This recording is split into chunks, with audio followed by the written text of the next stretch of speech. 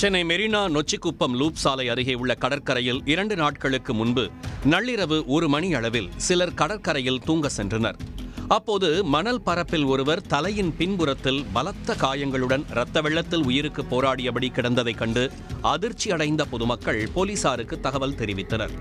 உடனே சம்பவ இடத்திற்கு விரைந்த போலீசார் 108 ஆம்புலன்ஸ் உதவியுடன் உயிருக்கு போராடிய நபரை மீட்டு ராயப்பேட்டை அரசு மருத்துவமனையில் அனுமதித்தனர். அவருக்கு தீவிர சிகிச்சை அளிக்கப்பட்டு வந்த நிலையில் அடுத்த நாள் அவர் உயிரிழந்தார்.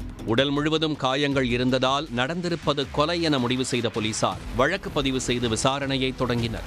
முதல் கட்ட விசாரணையில் கொல்லப்பட்ட நபர் கீழ்ப்பாக்கம் ஆஸ்பத்திரி நகரைச் சேர்ந்த அந்தோணி என்பது தெரிய வந்திருக்கிறது.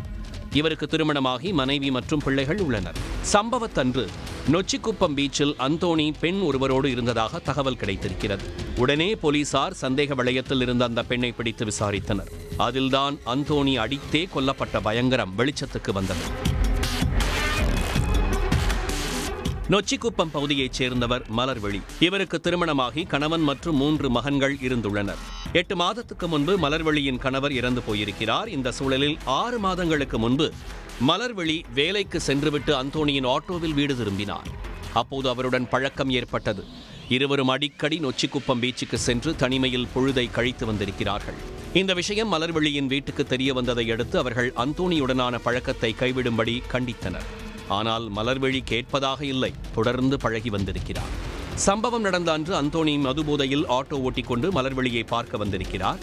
வரும் வழியில் வள்ளுவர் கோட்டம் அருகே போக்குவரத்து போலீசார் அவரை மடக்கி சோதனை செய்தனர். அப்போது அந்தோணி மது அருந்தியிருந்தது உறுதியானது. இதையடுத்து போலீசார் அவரது ஆட்டோவை பறிமுதல் செய்து 10,000 ரூபாய் அபராதம் விதித்திருக்கிறார்கள்.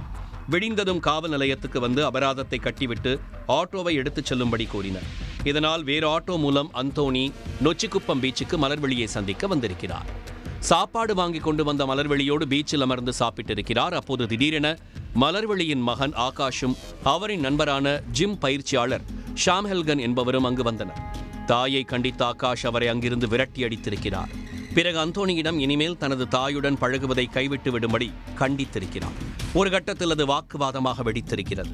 இதனால் ஆத்திரமடைந்த ஆகாஷும் அவரது நண்பரும் அந்தோணியை சவுக்கு கட்டையால் கடுமையாக தாக்கிவிட்டு தப்பி சென்றிருக்கிறார்கள். நடந்த தாக்குதலில் இரத்த வெள்ளத்தில் சரிந்த அந்தோணி சம்பவ இடத்திலேயே மயங்கியிருக்கிறார். அதிக அளவில் ரத்தம் வெளியேறிவிட்டதால் மருத்துவமனையில் சேர்த்தும் அவரை காப்பாற்ற முடியவில்லை. இந்த சம்பவம் தொடர்பாக கொலை வழக்கு பதிவு செய்த போலீசார் கல்லூரி மாணவனான ஆகாஷையும் அவரது நண்பர் ஷாமையும் கைது செய்து சிறையில் அடைத்திருக்கிறார்கள். தவறான பழக்கம் என்றைக்குமே கெடுதலைத்தான் கொண்டு வரும் என்பதோடு அது சில நேரம் உயிருக்கு யமனாக மாறிவிடும் என்பதற்கு இந்த சம்பவம் ஒரு சாட்சி. உடனுக்குடன் செய்திகளை தெரிந்து கொள்ள சன் நியூஸ் பெல் ஐகானை கிளிக் பண்ணுங்க.